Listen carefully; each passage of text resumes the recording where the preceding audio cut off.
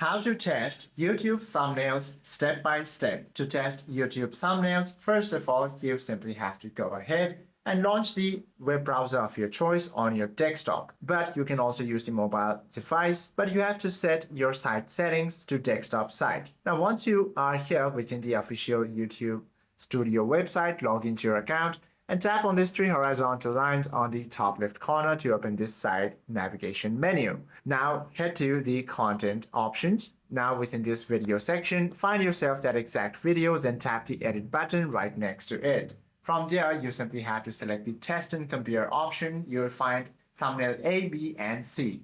Within the A thumbnail, you simply have to add your current and default baseline image.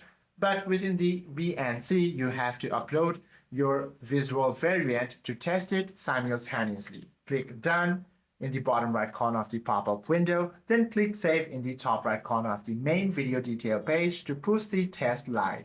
Now you simply have to monitor the trial and read the analytics after some time. Hope this video helps you out a lot. If you have any questions or queries, please do comment down below.